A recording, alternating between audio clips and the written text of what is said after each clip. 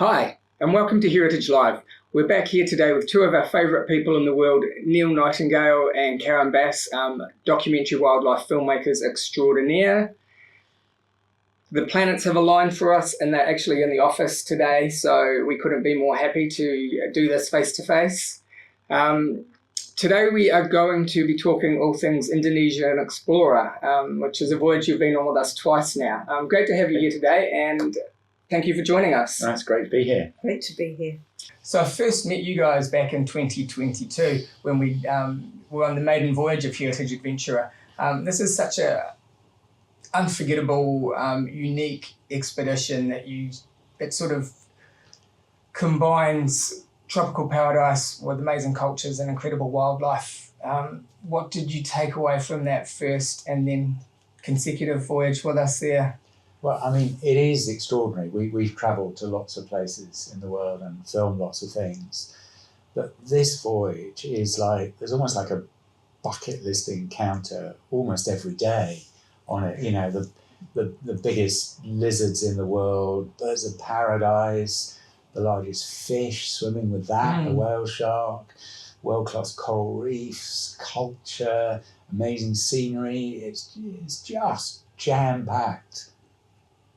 And it's also one of the most biodiverse regions on the planet as well, so that obviously helps with some of the wildlife you're going to see there. Yeah, well, particularly underwater. I mean, underwater is phenomenal. Raja Ampat, in particular, around there. You know, the snorkeling is lovely, and just the variety of landscapes and so on there. It's almost like a fairy tale world there. It's so beautiful. Yes, because you've got the limestone karst, you know, that very dramatic hills jutting out of gorgeous aqua blue seas, and the forest covered pimples, and it's, you know, you it's like a painting, isn't it? It's just amazing. It's that postcard paradise perfection. Yeah, you want to send someone to make it envious. Yeah. Yes. And also every day there's a different place, different landscapes that's equally as or more stunning than the day before. Yes, and some islands are volcanic, and Yeah. And of course, I mean, there's a wonderful place called Voyage where you just climb up to this viewpoint and look out, and the colours of the sea, the blue and the light blue and the green of the vegetation, these towering limestone pillars of rock. I mean, it is just one of those, you know, you would be in the best landscapes of the world, you know, 10 of the best landscapes of the world, photo competitions. It's just incredible. And then underwater, the coral, it's just so beautiful and so diverse. Yeah. And each location is slightly different. Yeah. Sometimes you've got sort of little drop-off, sometimes they're gentle, shallow reefs. Then there'd be turtle encounters, occasionally a shark, but lots of diversity. And it's also easy. You know, And it is so snorkeling easy. It's so easy and it's so calm. I Just know. beautiful. Yes, and it's also the kind of voyage where you know you'll be in the water, if not every day, nearly every day. So there's a big variety. You can be hiking up beautiful forests to try and find birds of paradise, as Bill said, or you can be swimming that afternoon. And so the actual variety of activity is really one of the things that makes it such a lovely voyage and experience. Yeah, and I also think that, you know, these are very remote, seldom visited places. I mean, they're hard to get to. If you were trying to get there any other way, you would be travelling for a very long time. I think you've had some experience in that with your filming around these areas. Well, I mean, what's amazing is how we get into remote places. I remember we did a sequence of vogelkop bowerbird, this bird which builds the biggest bower, the biggest architectural structure of any bird. I mean, it's 2 meters across, 2 meters high, and we sent our film team there, and it took them a week of walking, I think. Now with Heritage Adventurer and things opening up a bit, you know, you can get off early in the morning, go up into the mountains and see a variety of birds of paradise and the vogelkop bowerbird, and then be back, you know, in the afternoon. I mean, it's extraordinary access that we get travelling on the vessel. Yeah, I mean, I do recall walking through the forest in pitch black, and it was quite a wonderful experience, even before watching the birds of paradise lick. And work at their displays, is there was the bird chorus was starting, so every few steps a new bird would start singing as you were going along, as they sort of woke up at their wake-up times. It was quite a cacophony by the time you got to your destination. It's just magical, actually. It's the most magical time of day, really. Yeah, And it's just lovely that we can be up there in the thick of it at that time, because of the organisation that goes into it. I knew it was going to be a special day because we were zipping across the water in our Zodiacs, and it was black water, black sky with all the stars, and a shooting star like flew past, and it was like, this is going to be a great day. Another great day, right? And it was. And, just to be able to, that's a Wagyu Island, and just to be able to, take a Zodiac drive in the dark, a short ride in the vehicle, and then walk for, say, 40 minutes through the forest. And as you say, what happens is you hear the frogs and the insects, and it gradually turns to the birds. And on our last visit, we had the most amazing experience with the red birds of paradise. It was just like out of a wildlife film, the wonderful hide, very comfortable, really good views. And there they were, all these males displaying, the females coming in. We saw a mating. You saw a mating. Wow. It was the whole wildlife sequence, in 30, 40 minutes of watching. Amazing to be able to experience that, I guess it's different when you see it on TV than when you're actually there in the moment, right? Like, to see it on TV, it's impressive and amazing, but to actually be there, and it's a certain, it feels different. You're in the moment, and it's the hubbub of activity around you. Yes, the actual experience, and also forests of smells and other sounds going on. Exactly. And it's just feeling totally immersed in the behaviour in the moment, which is fantastic. Yeah, well, and also, you don't always expect to be able to see the behaviour you can see in a wildlife film. We spend a long time building up those sequences. Weeks, And to be able to go and see all that, in a morning is phenomenal. And there are very, very few places, few places you can do that. And Wilson's Bird of Paradise was very impressive. We were lucky, as you say, to have been twice, and to see Wilson's Bird of Paradise, so incredibly brilliant. You think maybe on TV it can turn up the colour a bit, but it really is a hopping jewel on the forest floor. Yeah, that was impressive. And very fastidious about keeping that display very impeccable, absolutely. Right? And yes, exactly. And David Attenborough, I think, in his line in the film sequence says, it's the brightest leaf in the forest, because they open up these feathers and it's iridescent green, and you realise that it wants to clear all the other leaves away, so that literally that is the only leaf that the female sees. And we saw that, amazing. Let's talk about Komodo Island. Now, this is a day like no other. So in the morning you get to walk with Komodo dragons, a bit of a Jurassic Park experience. But then in the afternoon you're snorkeling world famous Pink Beach. It doesn't really get better than that, does it? No, I love Komodo dragons. You never tire of seeing Komodo. No. And we saw some behaviour last time, didn't we? Amazing.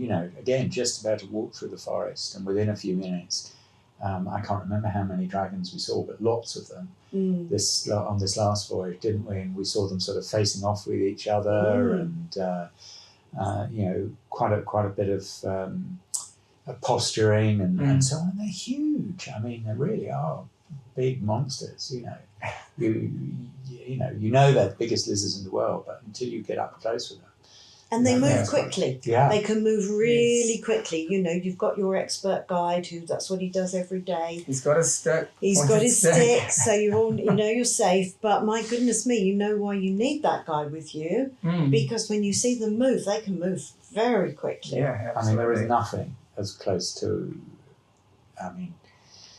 a dinosaur in appearance. They're not related to dinosaurs, but that prehistoric feel of them, and that power as well that they have. We have the tuatara here in New Zealand, but much smaller scale.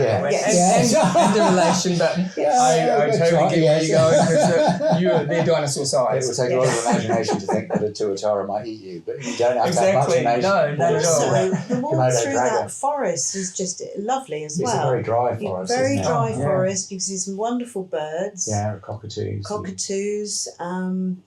And the vegetation. It's just. I remember the smell. It's a lovely warm. You know you're in the tropics. Yes, yeah. And so it's a lovely backdrop, a lovely environment to see these impressive creatures. And as you say, in the afternoon, then you're having a lovely snorkel off Pink Beach, off Coral Reef, and so on. It's a fabulous day. Mm. And so the beach is actually pink because of coral particles. That's right. Yeah, I think aren't they foraminifera? Yes.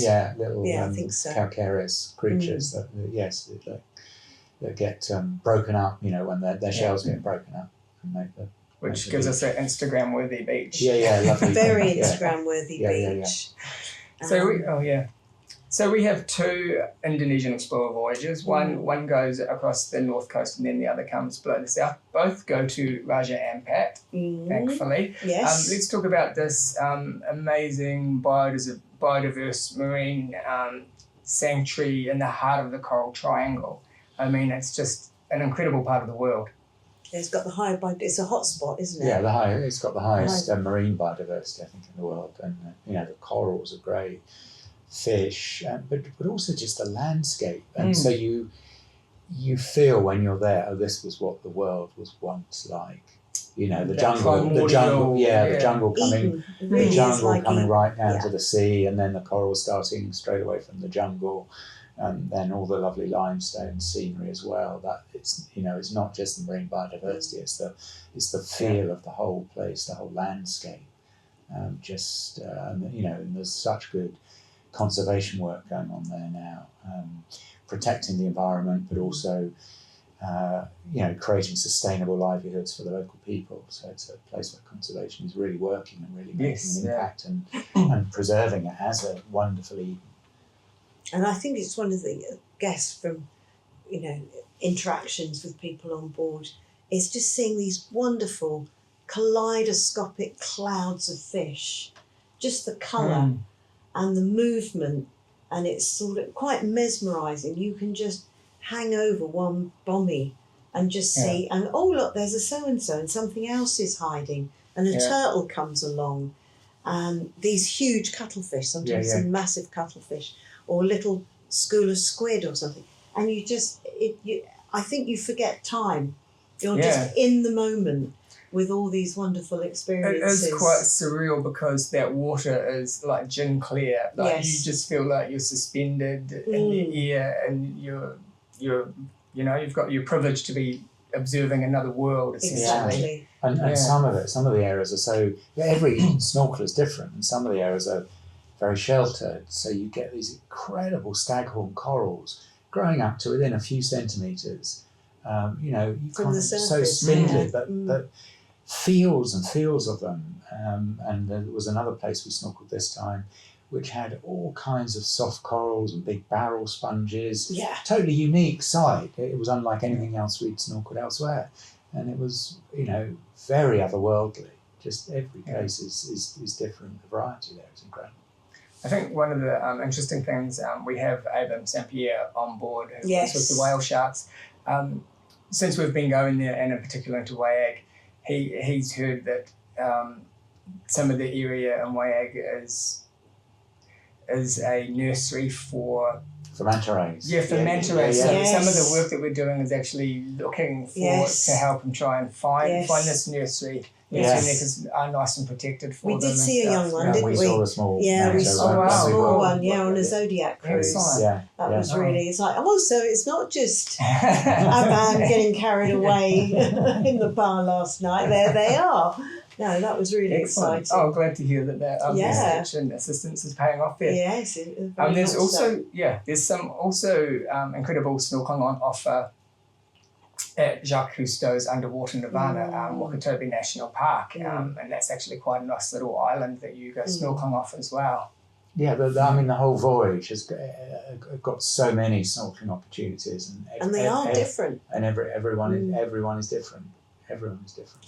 Of course, the big, amazing bucket list thing that everybody wants to do in the water is see the whale sharks. Absolutely. Whether you go north or south, whether you're in Chandawassi Bay or Triton Bay, the experience is it's enormous in every way. It is.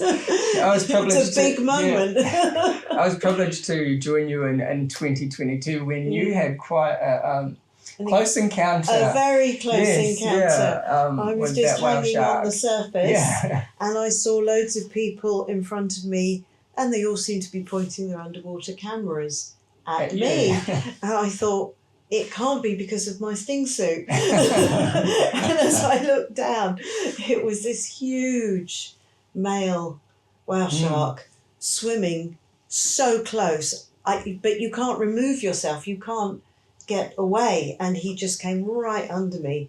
And I do believe I was touched by his dorsal fin. Anyway, everybody was clicking away. So I thought, this must be amazing. I hope I'm going to get a copy. But when you see them that close, you see the patterning of their skin. That constellation of stars, those spots and that. Incredible. Well, and also for such a huge animal, and they are the largest fish in the sea, and they are a shark. But they only feed on small fish and plankton. They are so gentle. Sometimes they do. We stay back a little bit from them, but no one's told the rule to them. So they come very close and sometimes brush. You may get a little nudge. You get a little nudge or brush. Yeah. They are so gentle. And really I on the last in Triton Bay last year, I remember looking up because I was looking down looking for them, and I looked up. And his face was there. It was just so close. It was such a friendly face. Such a friendly face and such a wide mouth. And I have got a photograph where you can see all the detail inside its mouth, which is amazing. And of course, I'm backing off to try and give it space. But that was incredible. Yeah, it is a magical experience. Yeah. And you have that moment where they look at you and you look at them. And they know exactly where you are. They know how to avoid cruise past the size of a bus. Yes. Exactly, yeah. There were several of them too. Yes, there were, yeah. Sometimes like everybody's crowding around one animal. No, not on these trips. You've got several individuals. Yeah. And they sort of come and go and disappear. And we saw some dolphins too. That was Triton Bay, wasn't it? So this is what I missed out. So I was going to ask to compare the two experiences. Wow, the dolphins were amazing. Some people got incredible GoPro footage that they were sharing in the bar that evening. Yeah, the dolphins were very chilled and close. Yeah. So that was exciting. No, it was. And then there were the frigate birds overhead at Triton Bay as well. And I think there were some sharks a bit deeper feeding. Yeah. I didn't see the sharks. Yeah. Amazing. Yeah, that was an amazing wildlife morning. Okay, so let's talk about Buru Island. We went there in 2022, the first passenger vessel to visit. We had a small taste of what it would be like to be a celebrity with that tremendous welcome from the amazing people there. It's also a bit of a biodiversity hotspot, but quite interesting to see people living on the stilt village and experience that as well. Yeah, our welcome, we've been back actually 3 times now, 3 different voyages, because we did it on the voyage coming north to south through Indonesia, and the welcome is still fabulous from the local people. Exploring that stilt village, you get such a welcome, taking around, seeing how people live in that beautiful environment.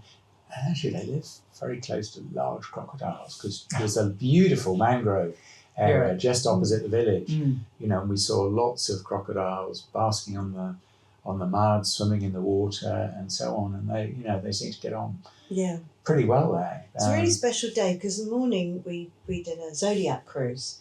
So we were over in the sort of the wild side, if you like, looking at the forest, looking at the birds, noticing where the crocodiles are, and then later on we went over to the village and, as Neill said, had the warm welcome. And then the little tour, so you can walk along on what is their main highway, which is above the water. And instead of a garage and a car, everybody's got their little boats and they're working on their fishing nets, or they're drying out some of their produce, ready to use. And it's just, how do they live? And you can see how they live, and they want to show you that and share it with you, which is magical. And the school kids with their uniforms. Well, and the kids also, they're running along little planks. We don't have to run along little boardwalks that are really narrow. And, I'm not sure how many people from the Western world will be happy with their 5-year-old to be doing that. It's just, there's the sea there, no barriers or anything.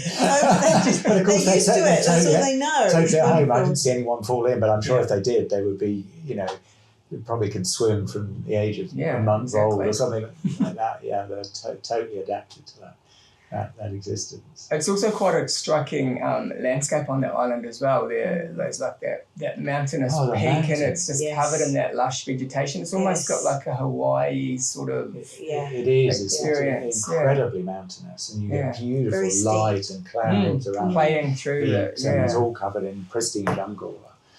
Yeah, you get wonderful photographs as well with the little stilt village just sort of perched at the bottom. It's a very special location. We're always pleased to return to Buru. Well, 3 times now, so we can't probably know you by name. We know the streets.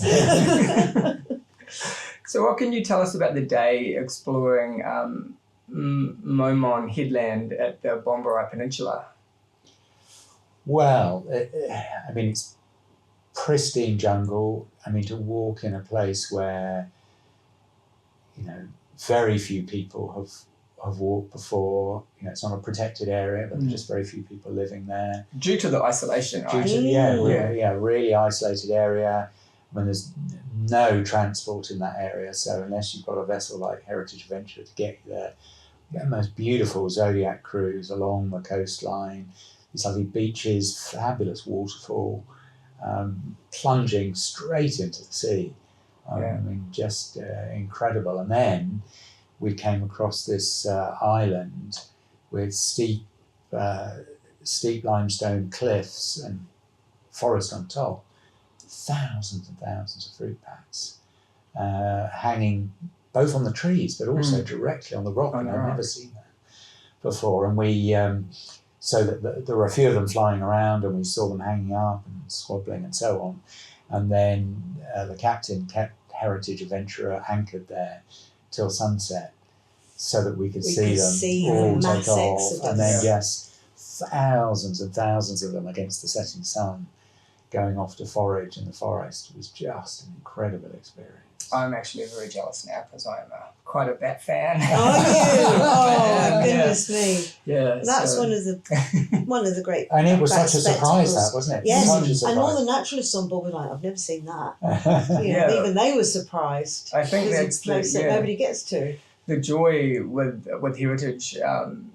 Aaron and Nathan will actually work in with people like Tim Flannery and try and find places that people haven't been before, specifically to search for new wildlife and things like that. So that's that was one of the highlights of the voyage, and we didn't know about it. No, we didn't even know about it. And we'd done a Zodiac cruise before, so we could sort of see them and what they were doing and looking after their babies and chattering to each other. So it was an up close and personal experience in the morning, and then in the evening just to see the big spectacle.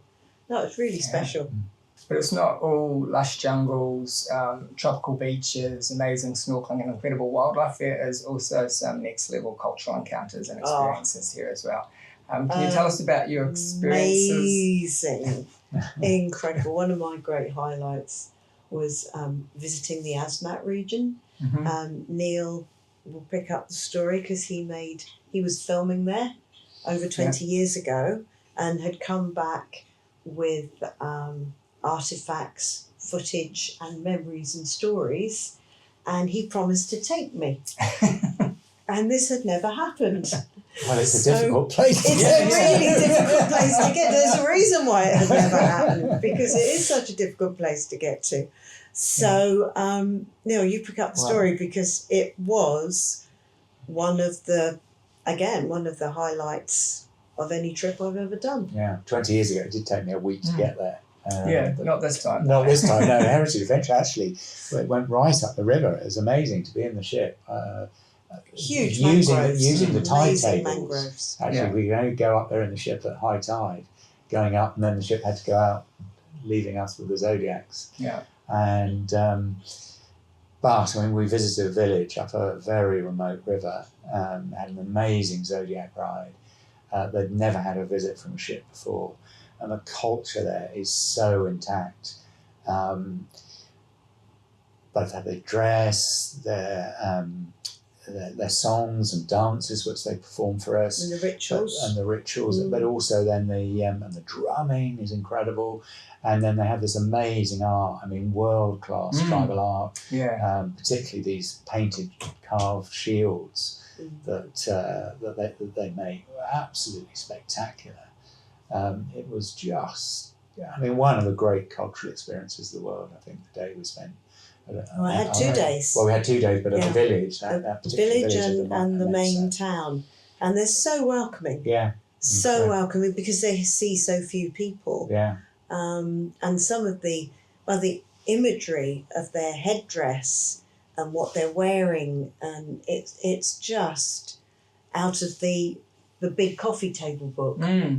It's still very authentic, isn't it? Oh, totally authentic. It's Totally not like authentic. any other culture.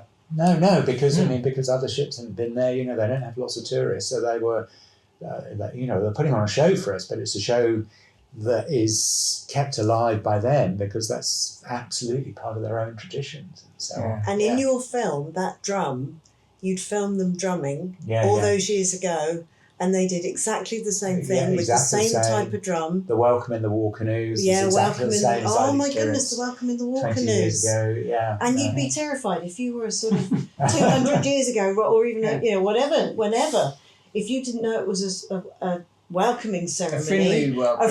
I mean, you'd be terrified. Yeah, they were headhunters. Exactly, originally. So, it was a spectacle. Real absolute spectacle. spectacle. And I was dying to go there. Yeah. And I'm so glad I have. So glad that we were able to help Neill get you there. Exactly. Got me off the hook. After 20 years. I know. Yeah, but it is, these really difficult to get to places. It took you a week. Heritage Adventure takes you right there, seeks out these places. And, it was an exciting Zodiac ride, but it was a Zodiac ride to get there, not a week. Amazing. And just to think, all of the things we're talking about is all on one trip. Yeah, exactly. That's the mind-blowing thing. It's the intensity of these experiences, one after the other. Hard to pick a favourite experience, although it sounds like you can. Oh no, really? Dragons, Dragons, whale birds of paradise, whale sharks, paradise. untouched cultures. Yeah. Amazing. Tropical lagoons, untouched cultures. And there's also tribal art. Oh, and we've forgotten the buffalo racing. Oh, Oh my God, that's my the most goodness. crazy spectacle ever. Forget drag racing and all. This is, these guys with 2 buffalo in the rice paddies racing each other. It's a national pastime. It is. Right? Right? It's this island of Sumbawa, which is I've never seen near it Komodo. before. No, I mean, it's crazy, absolutely crazy. And they come hurtling towards you, with all this sort of the water Mud and the spray, the mud everywhere. going, and sometimes the guy comes off, sometimes, they real. love it though. I mean, the locals love it. And the buffalo don't seem to mind because they just love being in the water. Yeah. So it was really... They can move surprisingly fast They as can well. move surprisingly fast. They can, yeah. You've got to pick your spot where you're going to take your photos to... That was a real spectacle. That was amazing. And such a surprise. Yeah. Yeah, so we had a wonderful time. Yeah, and so if we could go back to the Asmat village, obviously with this incredible art you're talking about, there's also an opportunity to purchase that art from the artists that made it as well, and actually give back to that community, which is another great opportunity as well. And what was interesting is that they were very willing to share. I'm the person who made this. This is the ancestral spirit that I've carved. They have a name. And this shield will be imbued with strength and protection, which is pretty amazing. To get that story as well. Yes. From the this is the unique name of that ancestral spirit. And they are beautiful. They are. The shields are beautiful items. It is art. They are absolutely, truly. Spears are pretty good too. Yeah. Anyway, needless to say, I went shopping. There's also another opportunity at the Sepik River as well, where which is the other way. Yeah, there's a big market. Oh, that's beautiful. Yeah, everyone comes down the river. You see the dragon dance. The ship's coming. Oh, the dragon dance is incredible. And then they put on a play, didn't they? Which everybody, A very funny all play. the village rocked with laughter. Yeah, we couldn't understand a word, but But you could tell what was You going kind of on. know what's happening. Yeah, You kind of know yeah, what's happening. Yeah, and that's what's nice is that, you know, the local people are there watching it with you. You know, they are and they they're love having a great it. time as They well. love it. For it. Yeah, they're having a great time. Yeah. And their art is incredible. On the Totally sea different. pit, On the sea pit. Totally different. That's Beautiful when the ship goes carving. on the northern route over Yes. the north of the island of New Guinea, going to the Yes. sea pit, and the southern route goes to the Asmat. Yeah. Exactly. And both are equally amazing, Yeah, really. yeah. That dragon dance is incredible. Yeah, well, there we are. Yes, But just quickly. the biggest problem is, do you go south or do you go north? I would just- say do both. As you have done, right? As we have done. Exactly. You heard it here, guys. Just wanted to touch on the staff as well, because I know this Indonesian voyage and all our voyages. Obviously, you have yourself on board with your experience, but we also have people like Lou Sanson, Tim Flannery, Abram, who we mentioned earlier, Courtney Ray's Rolex Marine Scholar, and Suzanne Noakes, a culturalist, plus many more people. They all just add that extra level to it. And I mean, I think going with them sort of makes it a bit more special and sort of pulls you into things that you might not have thought you would be doing, like finding new species of wildlife with Tim Flannery. Yes. Well, I think, a number of things. One is the knowledge on board is fantastic, and the experience, but also the teams, you know, work so well together. And that's why one of the reasons we love coming back to Heritage, because the teams work so well with the passengers, And it's fun. and you get to know them.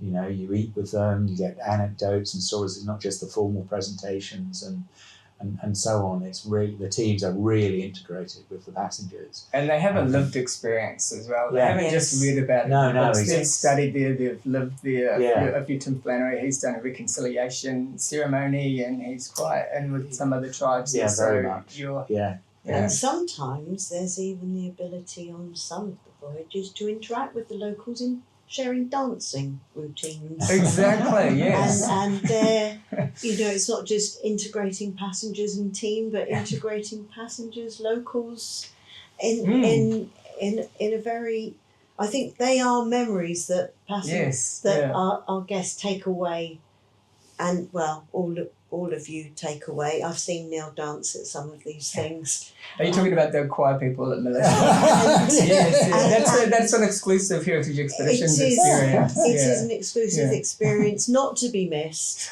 No, I would love to do it myself. Yes. What is extraordinary is, you know, when we were on the last voyage, and Tim Flannery is this, you know, the world expert on New Guinea mammals. Well, he doesn't know about New Guinea natural history. Well, you worked with him on your series, didn't you? He was going to new places that he'd never been before. Yes, we were taking it. I've made films in New Guinea. I've written a book on the natural history of New Guinea. But with Heritage, I've been to places I've never been to before, because they, you know, you really do seek out new destinations, unique destinations, remote destinations. That's why they're called expeditions. And that makes it so special, even for people like us who've travelled in these areas many times. We have new experiences. I mean, how amazing is that? Yeah, it's incredible. And we are very, very fortunate and lucky to have travelled with you guys as much as we have. And we look forward to welcoming you on board again. Thank you so much for your time today. It's been an absolute pleasure. A luxury to actually talk face to face. A lot of respect both ways here with these guys. I guess that's a wrap. Thank you so much for joining us today. Thank you. And until next time, safe travels. And thank you for having us. Yeah. See you next time.